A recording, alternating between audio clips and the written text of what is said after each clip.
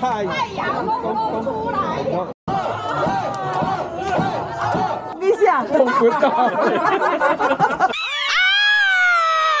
老同事、老朋友和家眷一行24人走非传统路线，看非一般景点，吃不一样的美食，是旅游达人月英替我们规划的行程。从桃园、新竹、苗栗、台中、嘉义、台南、彰化到宜兰，8天马不停蹄的饱览一遍，饱尝一遍。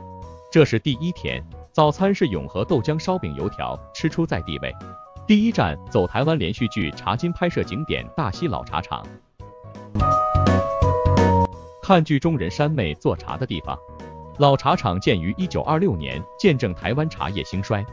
茶厂保留日本时代风格，至今原汁原味。上楼，长长的木窗光影，整齐的座椅，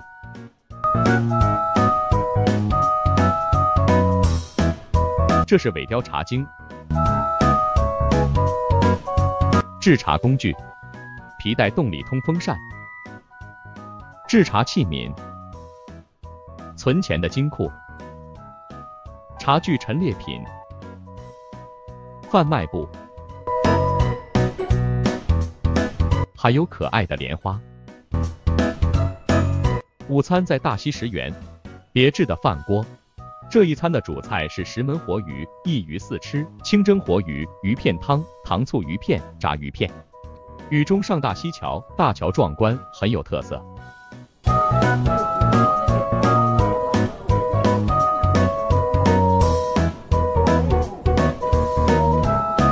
烟雨蒙蒙中，进入琼瑶的世界。只见两旁景色优美，那是河水入海处，曾是轮船入港的地方。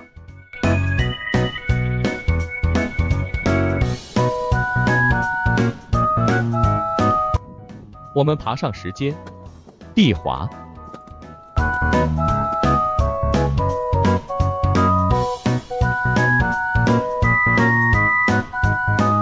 好陡，小心。到平地纪念碑后，才进入老街。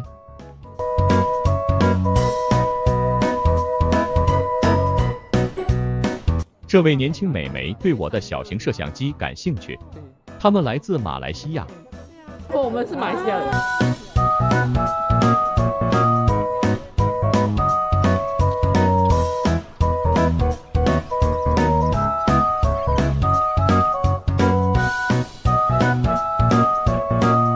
在巴洛克建筑群与香烟缭绕的庙宇中，我们穿越小巷，寻访凤飞飞故居。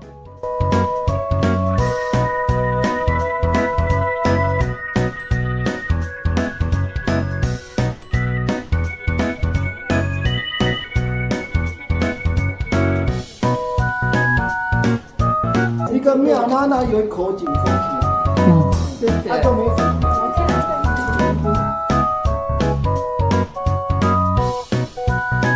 转了2圈，看到的是一间小庙，也有一口井，莫非搬走了？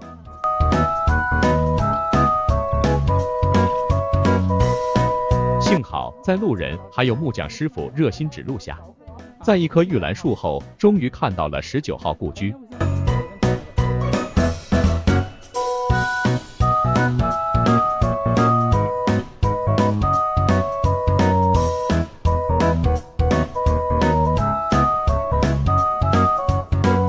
凤飞飞本名林秋鸾，1953年生于桃园大溪，和平路12号是凤飞飞的出生地。后来一家人搬至福仁宫普济堂后方的草甸尾定居。在这栋砖造平房的小小院落中，有凤爸爸种植的南洋含笑树。凤飞飞是家中唯一的女生，邻居也多男孩。从小在男孩堆中长大的凤飞飞，养成十足男孩性格，个性不扭捏，讲话直爽，造就未来凤飞飞演艺路上帅气利落的风格。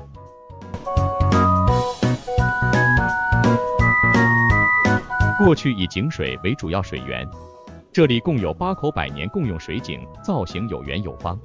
在凤飞飞老家门旁就有一个方形百年古井，童年的凤飞飞爱在水井旁练歌玩耍，可惜凤宅大门紧锁，无缘进入。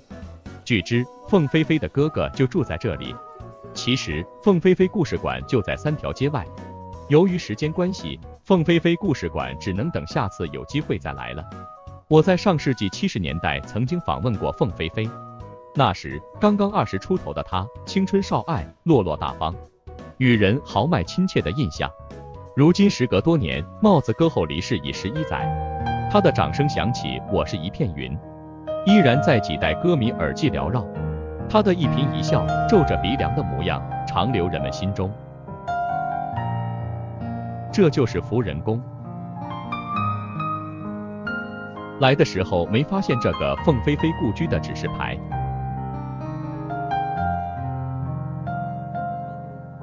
还有新加坡美食，新加坡冰淇淋，就不知老板是不是新加坡人。离开大溪老街，下一站欣赏杨梅仙草花海。原来我们消暑甜品仙草的花，长得像薰衣草，紫色一片，清香遍野。以绿野仙踪为主题的花展刚过，谢谢当地农妇指点，让我们走进童话世界，抓住这美好的一刻。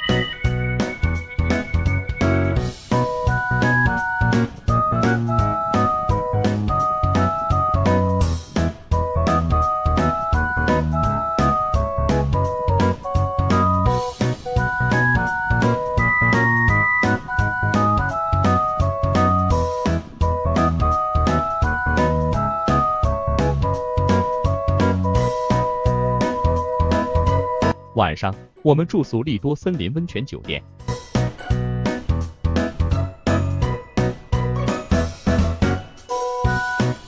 用了晚餐，正好泡温泉，洗去一夜在飞机上难以入眠的疲劳。